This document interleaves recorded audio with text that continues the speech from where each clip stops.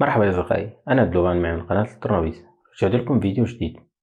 في الفيديو السابق تحدثنا عن الدورات الحفر بشكل مختصر. في هذا الفيديو راح ندخل بكل دورة على حدة وندخل تفاصيلها.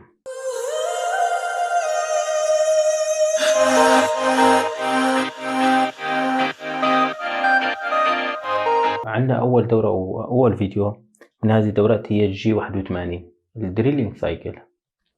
هذه الدورة مكون من سطر واحد على شكل التالي.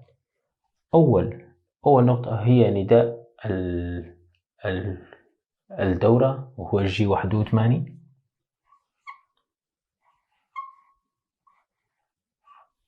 بعدين يجي عندنا تحديد المحور الإكس. بعدين المحور الذي سوف يتم فيه عملية الحفر المحور الزد. الR هي مستوى الرجوع والسحب. الF هي تغذية.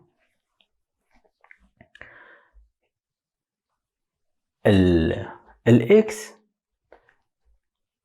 هون صفر. الإكس عملية الثقب أو الوجه لعملية الثقب هتكون لا. الزد هو المحور الذي يتم فيه الثقب. الزد راح تتم هون. الR العدة موجودة هون على هذا الشكل. العدة موجودة هون. العدة أو يكون بالنقطة المرجعية الريفرنس. نحن قلنا بعملية CNC في حال تشغيل نختزل الوقت أو اختزال الوقت بأقصى شكل ممكن. فالأداة هون بعيدة عن الشغلة ونحن راح نتقرب من الشغلة. إذا كانت المسافة بعيدة فراح نختصر الوقت. راح نستعمل بهذه الحالة أقصى سرعة ممكن، يعني راح تكون عن طريق G00. الR هي على سبيل الR هاي هون. الR هاي على سبيل المثال الR هون راح نخليها 5 ملم. 5 ملم راح تكون ضمن المجال الزائد، المجال الموجب. الصفر هون قلنا من هون لجوا هي ناقص، من هون لبرا زائد. الR راح يكون خارج الشغلة. فنحن راح نجي بأداة القطع، راح نتقرب من الشغلة بأقصى سرعة ممكنة. راح نصل قريب من الشغلة.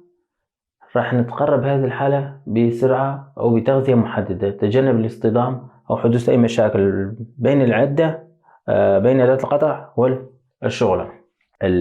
G81 دورة بسيطة. عملية ثقب راح تكون فيها الدورة لا يتجاوز 10 ملم. هاي الشغلة هون 10. عملية الثقب ما راح يتجاوز 10 ملم. ليش 10 ملم؟ هاي الدورة تم عملية ثقب على شكل مرحلة واحدة فقط. يعني إذا إجت أداة القطع ودخلت في الشغلة راح تقطع 10 ملم أو على شكل مرحلة واحدة. راح تقطع المقدار اللي إحنا عطيناه، راح تقطع على شكل مرة واحدة. راح تدخل تخلص وتطلع. لهيك بس زاد عن 10 العدة ما تتحمل، تحتاج إلى قطع على شكل مراحل.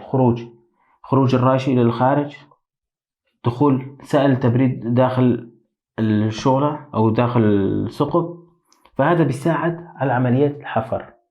فعندنا G81 هي على شكل مرحلة واحدة فقط.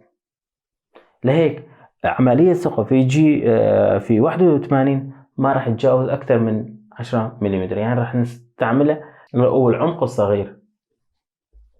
راح ناخذ مثال.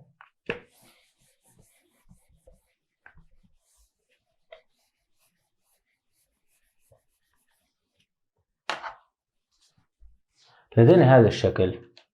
عندنا طول أو عمق الحفر على محور زد هو 10 ملم، والقطر الثقب هو 4 ملم. ناخذ تمرين على G81. كالعادة نكتب اسم البرنامج. أول شي بعدين نكتب 100 وحرف كبير 0022. بعدين نجي 80 إلغاء الدورات المغلقة الحفر أو إلى آخره. نجي 40 إلغاء استعمال نسخ قدرة أداة القطع. بعدين نجي 54 نقل الصفر من خلف الظرف إلى أمام الشغلة. السطر اللي بعده الأبعاد والمقاييس راح تكون متريك. جي 21. التغذية راح تكون لكل لفة جي 99. بعدين الذهاب إلى النقطة المرجعية جي 28. اليو على محور الإكس 0. الدبليو على محور الزد 0. اختيار أداة القطع تي 01 تشغيل سائل تبريد ام 08. اختيار سرعة القطع تكون ثابتة جي 97 اس 1300. اتجاه دوران الظرف راح يكون مع اتجاه عقارب ساعة كلوكوايز ام 03. الأداة راح تكون هون. راح نجي هون جي 00 الإكس 0 الزد 5. قلنا 5 ملم هي مسافة الأمل. الار راح تكون نحن جينا وصلنا لهون. الأداة هي هون.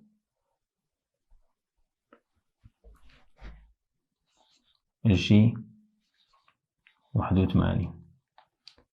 الإكس راح يكون على السنتر، معناته الإكس راح يكون عندنا الصفر. الزد نحن راح نقطع الزد هو طول النهائي للعمق والحفر. طول على محور الزد هو طول النهائي أو العمق النهائي للحفر.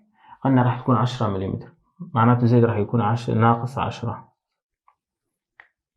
الار هي مستوى الرجوع أو السحب اللي راح نتركها هون 5. الاف هي التغذية. شغلة نحن هون يا نستعمل انكريمنتال يا ابسولوت. فنحن إذا كان ابسولوت ما الصفر هون ونحن أعطينا R5، معناته الماكينة راح تعرف إنه في هون مسافة أمان 5 ملم وراح يبدأ من هون من الصفر. راح تقطع 10، يعني ما راح يبدأ من هون من 10، لا، لأنه نحن أعطيناه R5 فهي راح تعرف إنه في هون 5، راح تبدأ من هون لهون. بعدين خلصنا هذا السطر. إلغاء الدورة قلنا يتم عن طريق جي 80. بعدين الذهاب إلى النقطة المرجعية جي 00 جي 28 اليو 0 الدبليو 0. إيقاف سائل تبريد ام 09. إيقاف الظرف عن الدوران ام 05. إنهاء البرنامج ام 30.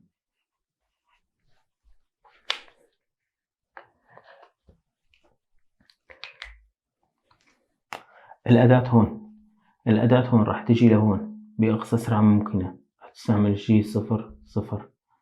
هون راح تكون بتغذية محددة. راح تقرب من هون، وصلت لهون راح تبدأ دورة جي 81. عملية الحفر راح تتم على شكل مرحلة واحدة فقط. تقطع اللي توصل لهون بترجع وتطلع ترجع للنقطة المرجعية. فهي كانت الدورة جي 81 دريلينج سايكل. إذا عجبك الفيديو ما تنسى من لايك واشتراك في القناة. كان معكم دلوبان معي من قناة الترنويس.